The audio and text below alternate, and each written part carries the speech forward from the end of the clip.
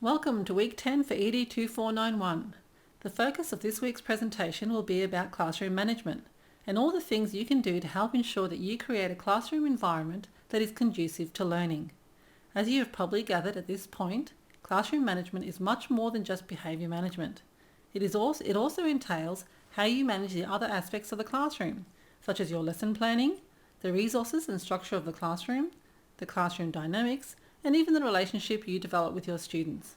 It is all these other elements that is the focus of this week's video, and that will inform your two remaining reflections. So, week 10.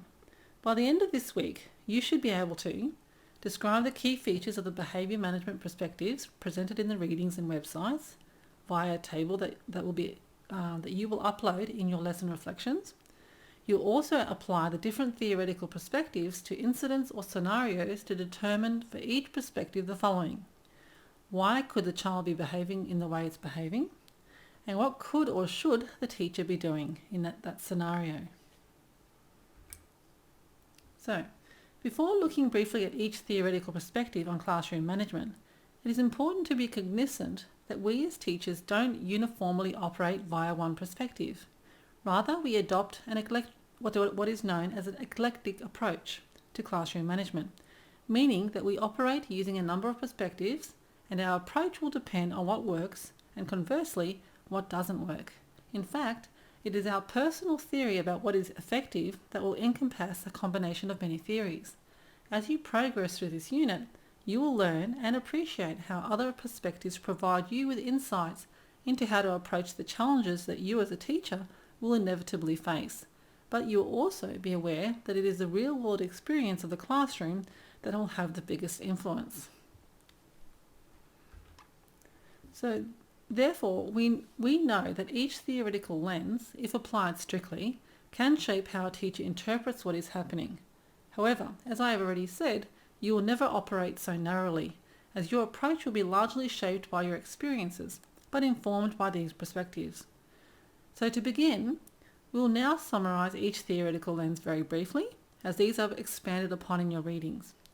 So firstly, Cantor and Cantor, in regards to classroom management, outline how the teacher needs to be consistent in applying classroom rules and praise students when they do follow the rules. He or she should also set up a comprehensive classroom behaviour management system with the rules and consequences clearly stated. You've probably seen this in many classrooms where there are rules on display on large posters around the classroom for students to be consistently reminded of what is expected of them whilst in the learning space. And these posters can be very effective because they play a role in consistently reminding a student of what is expected so Cantor and Cantor outline the importance of having this kind of system.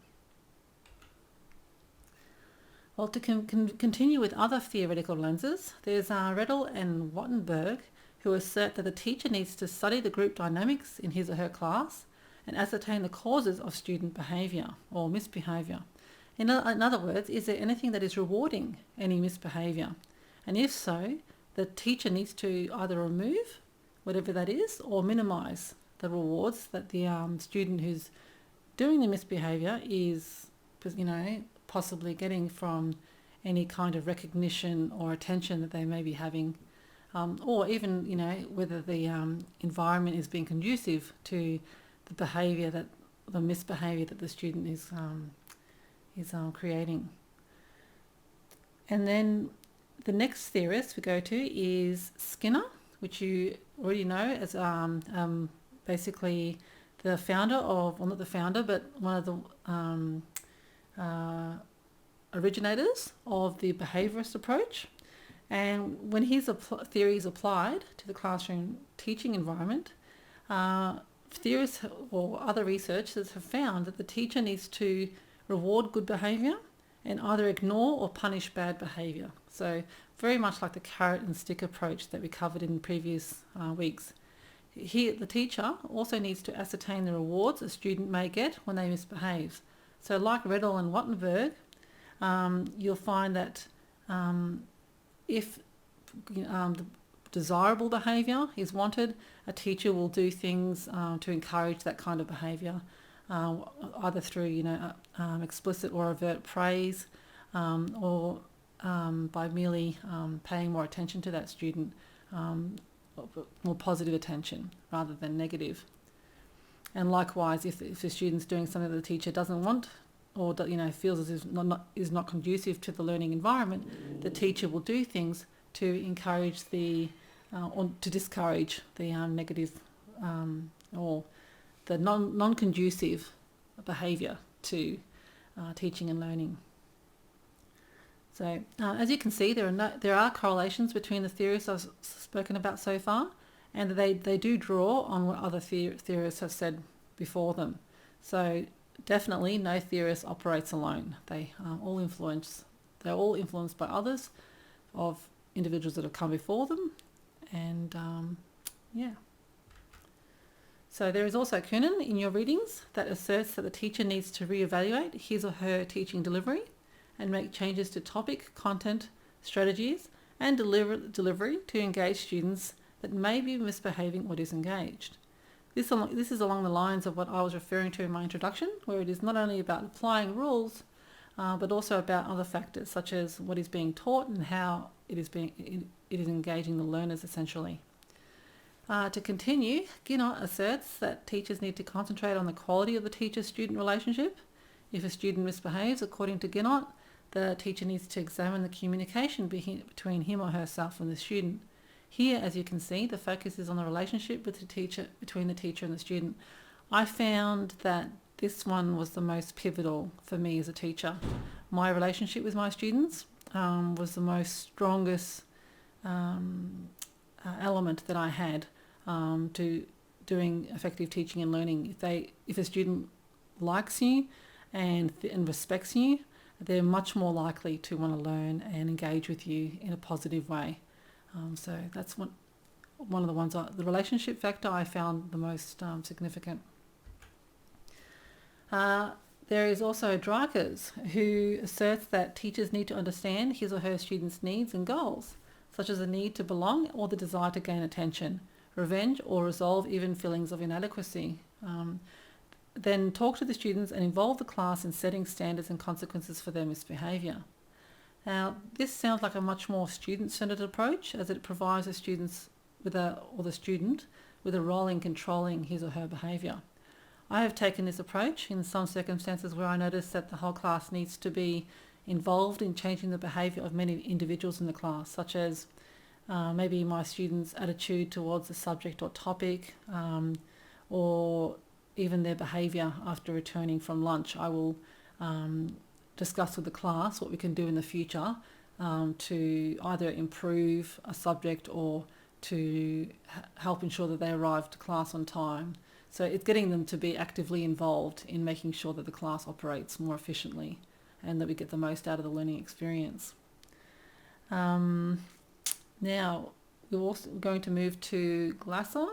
Glasser's model is similar to what Dreikurs talks about, but Glasser asserts that he just goes a bit further and outlines 5 basic needs. These are survival, belonging, and power and fun and freedom that you're already familiar with in a previous week's readings. So according to Glasser, the teacher needs to ascertain which of the 5 needs the student is not having fulfilled or being met. The teacher needs to examine and reflect on his or her curriculum, teaching, relationship with the student, and other aspects that will help the student fulfill his or her needs.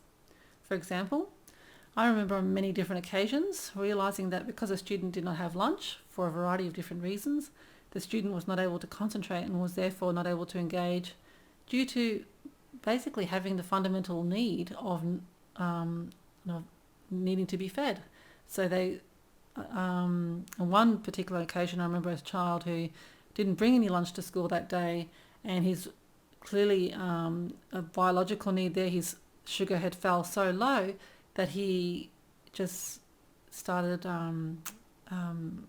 getting very upset overtly, like to the point where the whole lesson was disrupted, and he was throwing things around. And it wasn't until I was able to calm him down and later on find out what was actually happening that he had not eaten all day, and that was one of the reasons why why he was showing that particular behaviour. That's obviously an extreme example, but it shows that there are so many other factors rather than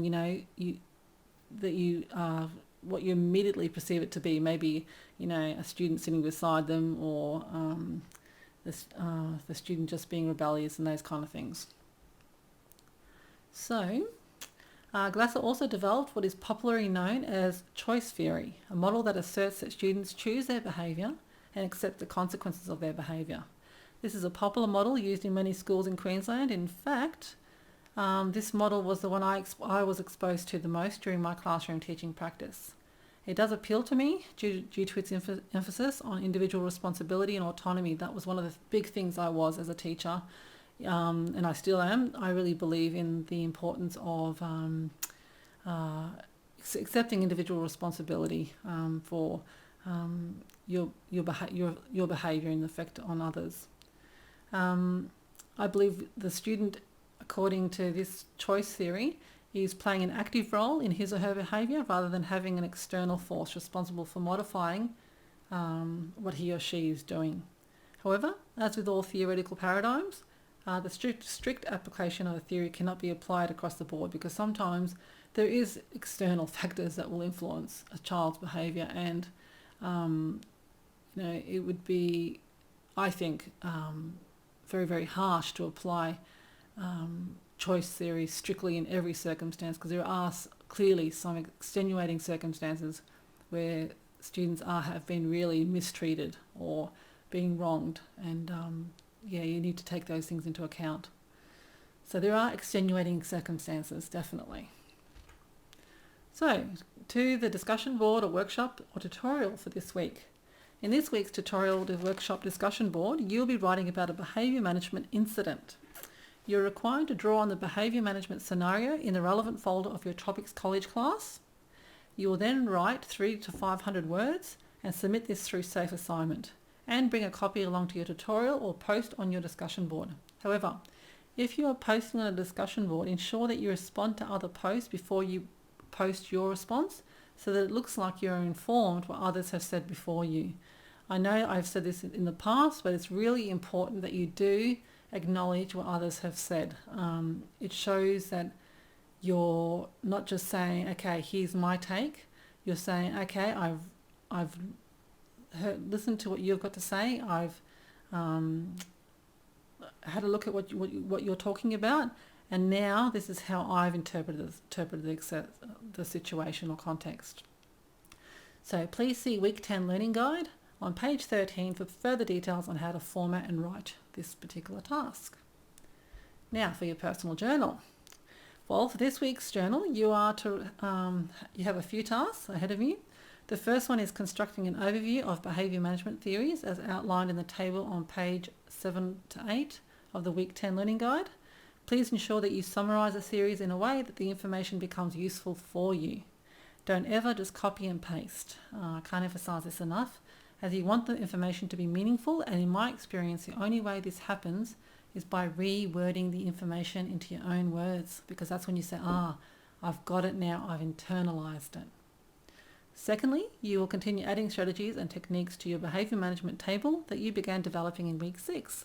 Again, see Week 10 Learning Guide for new ideas to add to your table. So, lastly, in your personal journal, you'll write a personal reflection on a real-life story that was provided about an incident in the playground. You'll reflect on the following questions. So, this story is included in your Week 10 Learning Guide, so you'll read this story that's been written by a teacher, a real-world teacher, and you'll answer these questions. Did you feel a physical response to this story?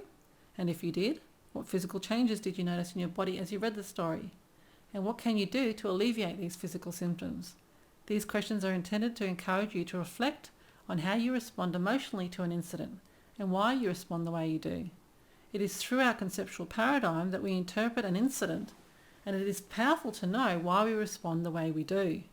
When I have reflected on my emotional response, I've often found that my historical circumstances, my cultural background, and my social experiences have played a role, as well as my academic knowledge in how I interpret what is happening. And that's why it's important for you to start, and many of you have already started thinking about these things, but to continue thinking about how all these factors influence your perception and your reaction to things. Okay, so to summarise week 10, we now understand how different theoretical lenses can be applied to classroom communication, teaching and behaviour management techniques, but that there are multiple lenses or theories to analyse behaviour management incidents in the classroom, and that each of us will develop an eclectic array of approaches as we experience different classroom contexts and navigate our way through the teaching arena. So that's it for this week's video for week 10. If you have any further questions or suggestions, please see the learning guide, the subject outline, LearnJCU and Facebook for further contact details and information about this subject, or you can contact me directly in my email.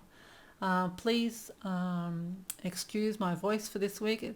I just got my braces on about a week ago, and as you can probably no doubt hear, speaking is a little bit of a challenge. So I hope that this video has been as clear as possible for you. So thank you for listening to Week 10 Classroom Management. Next week I'll present a video for Week 11 on literacy and thinking skills. Again, please subscribe and comment, as any feedback is appreciated. Thank you. Bye for now.